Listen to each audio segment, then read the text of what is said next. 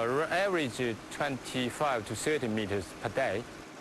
Under his supervision, these workers are drilling to see whether there's enough gold concentration to develop a new mine. It's a costly exercise. The cost of drilling average 800 RMB per meter.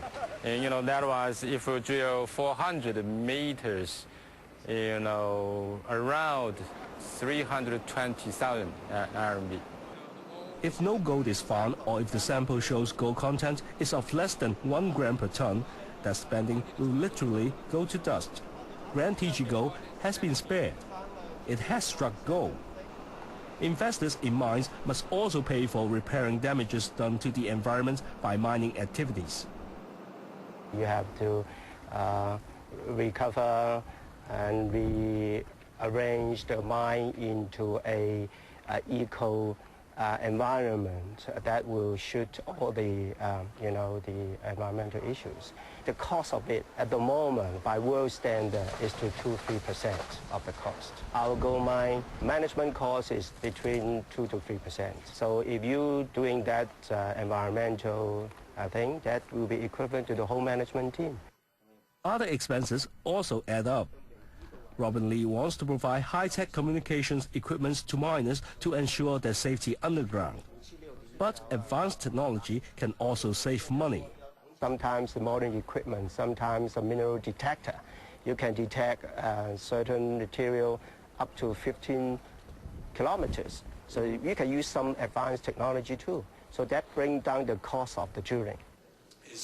They're being turned into a very modern, efficient enterprise. At this mining conference held recently in Hong Kong, companies from Australia, Canada, the US and Europe agree the condition is mature enough to invest in Chinese mines now. The government is trying to encourage more work out in the western provinces, so we get a lot of support for the work, and I think you'll find most of the foreign companies that are operating are exploring in these new areas in the western provinces. Jinshan Gold Mines is now exploring for gold in Inner Mongolia. Walsh believes with more foreign funds coming in, smaller mines would be consolidated and bigger operations formed, thus benefiting from the economies of scale. There's about 1,250 small gold mines in China, which is very unusual. In other parts of the world, these have been consolidated. One of the issues in China is that a lot of the smaller mines have tended to just operate at a smaller scale. They've had constraints in terms of amount of capital they've had to invest, and they've been very, very orientated towards just cash flow, cash flow, cash flow. Walsh says this is short-term operation. The Chinese government, however, is hoping to develop long-term mining of its gold deposits. This means looking for investors with deep pockets.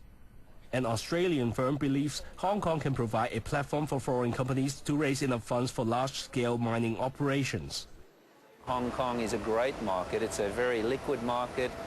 You have a pool of very significant and sophisticated investors who really understand the opportunity which China represents and China presents.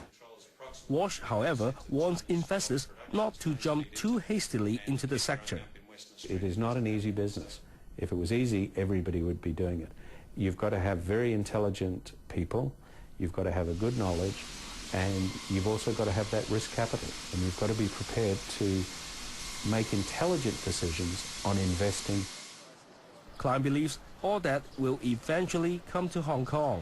Over time, the more resource companies that are here, the more analysts you're going to get, the more coverage, the more interest, and the larger the capacity to raise money. So we see it as a start of a trend. After the break, turning dirty cooking oil into clean burning fuel. Please stay with us.